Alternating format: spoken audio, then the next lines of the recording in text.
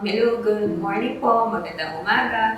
Ako po si Kathleen Rose Almario or pwede niyo po akong tawagin Kate para mas maikli po. This year, I was diagnosed po na breast cancer stage 2B sa San Pablo City.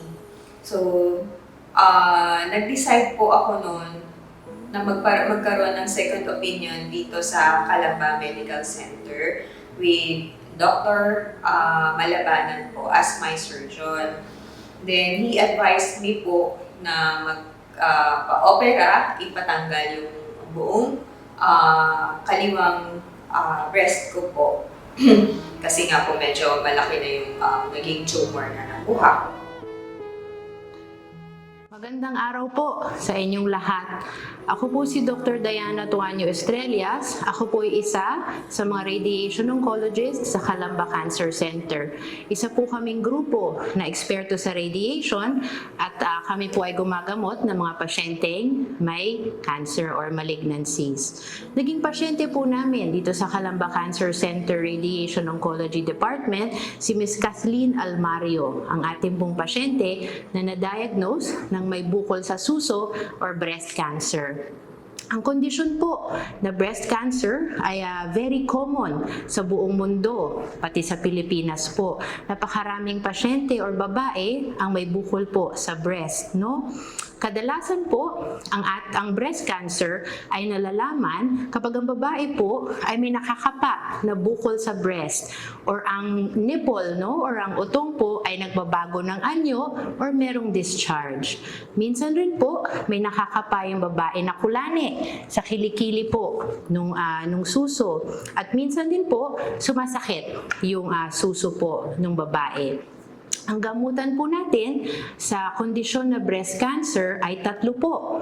Surgery or operasyon, chemotherapy, or gamot na dinadaloy sa ugat, no, sa buong katawan upang malinis ang ating buong katawan para maiwasan ang metastasis or kalat ng breast cancer sa katawan.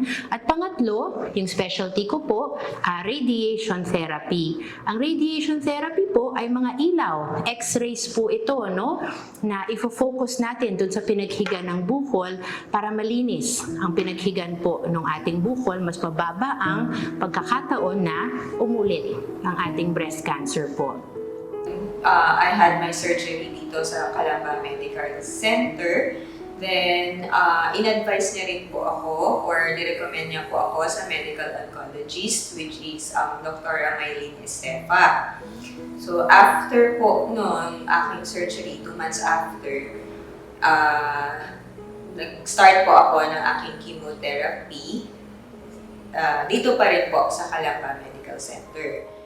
Importante po nating malaman, lahat po ito, surgery, chemotherapy, at radiation therapy ay available sa Calamba Cancer Center.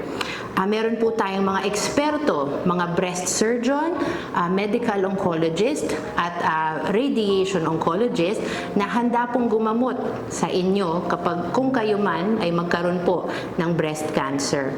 So magagamot ang breast cancer po. So wag pong matakot kapag kayo po ay may breast cancer.